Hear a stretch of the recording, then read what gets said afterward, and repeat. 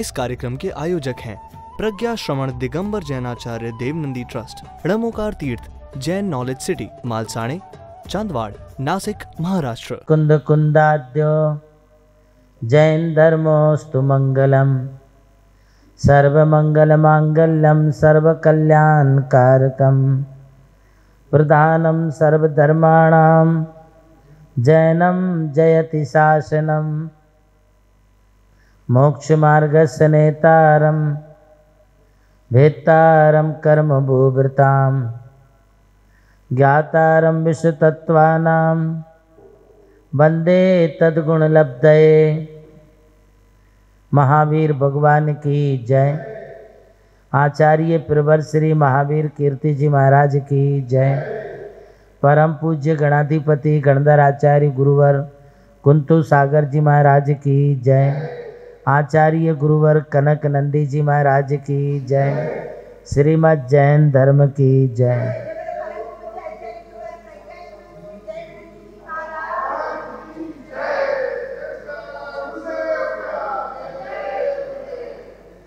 सर्वप्रथम इस युग के अंतिम शासन नायक भगवान महावीर स्वामी एवं उनकी आराती आचार्य आर्ष परंपरा के कट्टर समर्थक परम पूज्य गणाधिपति गणधर आचार्य गुरुवर कुंतु सागर जी महाराज के श्री चरणों में अपना नमोस्तु निवेदित करते हुए आप सबके जीवन को मंगलमय बनाने के लिए श्री तत्वार सूत्र ग्रंथ राज की यह दिव्य विवेचना आप सब लोगों के बीच में प्रस्तुत है। जम्बूद्वीप लवनोदादया शुभनामानो दीप समुद्रा, इस सूत्र से हमारी जम्बूद्वीप और लवण समुद्र को प्रारंभ करके शुभ नाम वाले असंख्यात द्वीप समुद्रों की चर्चा आपके बीच में हो रही है, जिसमें जम्बूद्वीप का विस्तार बताने के साथ साथ जम्बूद्वीप से आगे जो भी लवण समुद्र, धात्की खंड द्वीप, पुष्करार्ध द्वीप और पुष्करवर समुद्र आदि हैं, वे सब दूने दूने विस्तार वाले हैं। यह चर्चा हुई थी एवं यह भी बताया था कि विदेह क्षेत्र की एक एक नगरी भरत क्षेत्र के बराबर है। तो भरत क्षेत्र कितना बड़ा है, यह पूछे जाने पर आचार्य देव यहाँ पर कहते हैं भरता षड्विंशति पंच योजन शत विस्तारा, षड्चा एकोन विंशति भागा योजनस्य। यह सूत्र है और इस सूत्र में कहते हैं हमारा जो भरत क्षेत्र है, जिसमें एक आर्यखंड और 5 मलेच्छ खंड हैं, इसमें पूरब से पश्चिम तक फैला हुआ हिमवान पर्वत है और हिमवान पर्वत के दक्षिण की तरफ अपन लोग हैं। हिमवान पर्वत से प्रारंभ होकर के दक्षिण की सीमा लवण समुद्र तक जाती है, वहाँ तक भरत क्षेत्र का विस्तार है। और यह भरत क्षेत्र का विस्तार षड्विंशति पंच योजन विस्तारा 526 योजन विस्तार वाला है, किंतु षड्चा एकोन विंशति भागा, और वह एक योजन के एकोन विंशति भागा अर्थात 19 भागों में से 6 भाग थोड़ा सा अधिक है। मतलब भरत क्षेत्र का विस्तार 526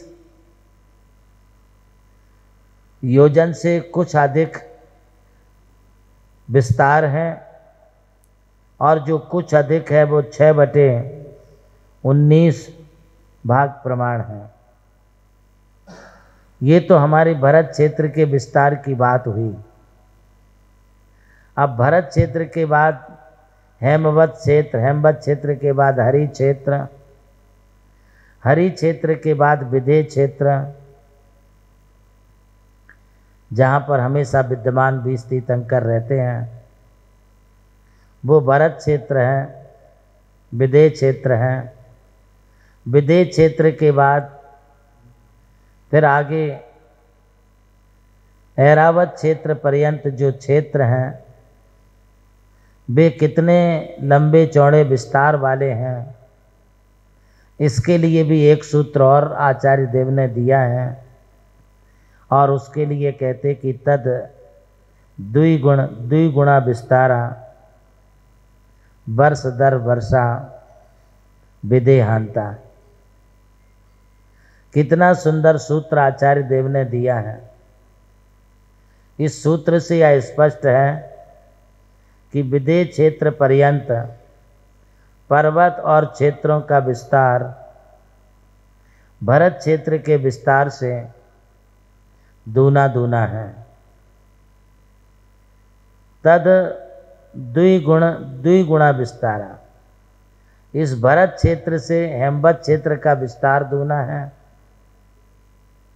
हेमवत क्षेत्र से हरि क्षेत्र का विस्तार दूना है, और हरि क्षेत्र से विदेह क्षेत्र का विस्तार दूना दूना है। यहाँ तक दूना दूना समझना।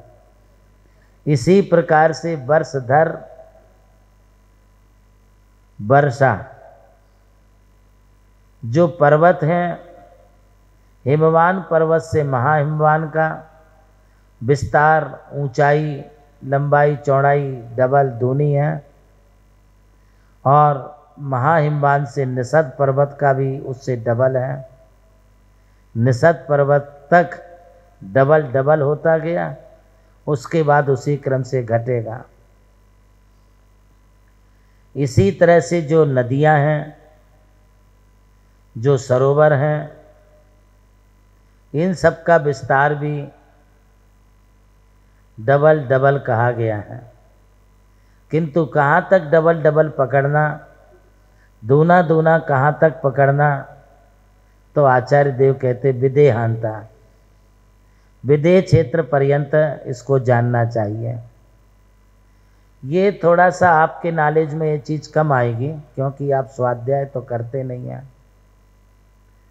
बस भगवान के मंदिर में गए तो जय भगवान की बोले और सीधे बाहर निकल जाते हैं, या छोटी मोटी थोड़ी बहुत बातें आपको जानकारी में मालूमात में है, किंतु डीपली अपने जैन धर्म के बारे में ये जो हमारी जैन भूगोल है ये बहुत सूक्ष्म है। और जैन भूगोल का नॉलेज यदि हो जाए तो कई प्रकार की हमारी जो भ्रांतियां हैं वे निवारित हो जाएंगी, दूर हो जाएंगी। आधुनिक विज्ञान में जो भूगोल और जो पृथ्वी आदि के बारे में जानकारी है, वो उनकी जानकारी कुछ सीमित है या वहीं तक है जहाँ तक उनकी पहुँच है। किंतु हमारी जैन साइंस, जैन विज्ञान, जैन धर्म, जैन नॉलेज, ये सर्वज्ञ भगवान के ज्ञान पर निर्भर हैं, और उनके केवल ज्ञान में जो बात झलकती है उस केवल ज्ञान के अनुसार ये सारी विवेचना और सारा उल्लेख वर्णन किया गया है। और वो उनके द्वारा जो बताया गया है वही सब शास्त्रों में भी उल्लेखित किया है। इसलिए हम शास्त्र आधार से इसकी चर्चा करते हैं और शास्त्र आधार से ही इसके लिए हम बताते हैं। अब बात आती है कि ये तो बात सब ठीक है, ये दूना दूना विस्तार क्षेत्र और पर्वतों का विस्तार है, तो क्या सब क्षेत्र और पर्वत दूने दूने हैं? यह तो मैंने आपको बता दिया कि नहीं, दूने दूने नहीं है। ये दूने दूने, डबल डबल, यह विस्तार विदेह क्षेत्र पर्यंत है। अब विदेह क्षेत्र के आगे की क्या स्थिति बनती है, इसके लिए कोई मेथड, कोई सूत्र है? तो आचार्य देव ने कहा हाँ, इसके लिए एक सूत्र है, और वो सूत्र है उत्तरा दक्षिण तुल्या। आप तत्वार सूत्र का नियमित रूप से पाठ करती हैं कि कभी कर पाते, नहीं कर पाते? ये नियमित रूप से आप यदि पाठ करें तो आपके लिए कम से कम सूत्र आपको मुखोद्गत हो जाएंगे, और उसके उपरांत आपको उन सूत्रों का अर्थ भी धीरे धीरे समझने लगेगा। हमें यह बताते हुए बड़ी प्रसन्नता होती है कि ब्राह्मण समाज में वेदों को पढ़ाने की, सिखाने की परिपाटी बहुत अच्छी है। और आज उस समाज में भी छोटे छोटे बच्चे चोटी धारण करते हैं, आड़ा या खड़ा तिलक लगाते हैं, और वे भी धोती दुपट्टा सफ़ेद पहनते हैं, जनेऊ पहनते हैं।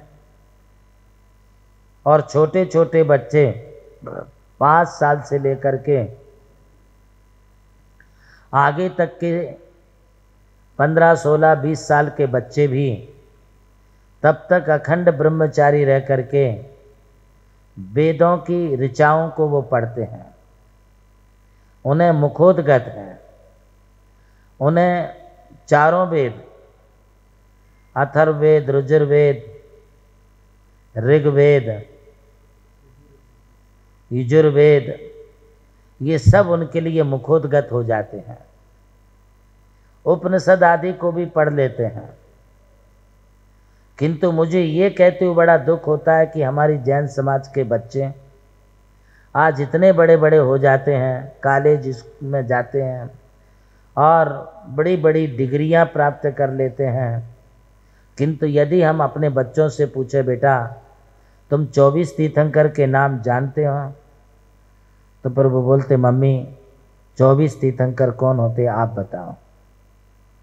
आपको इंडिया की कौन कौन सी क्रिकेटर की टीम है ये बता दोगे, T20 में कौन कौन खेल रहा है, कौन कौन प्लेयर हैं, कौन कौन बल्लेबाज हैं, कौन कौन बॉलर हैं, किसकी फील्डिंग अच्छी है, कौन ज़्यादा विकेट ले सकता है, इंग्लैंड का कौन है, ऑस्ट्रेलिया का कौन है, साउथ अफ्रीका का कौन है, अमेरिका का कौन है, श्रीलंका की टीम कौन सी है। आप पूरे देश की टीमों के सैकड़ों नाम गिना दोगे। किंतु बड़ा खेद होता है कि हमारी जैन समाज के बड़े बड़े बच्चे 24 तीर्थंकरों के नाम नहीं बता सकते।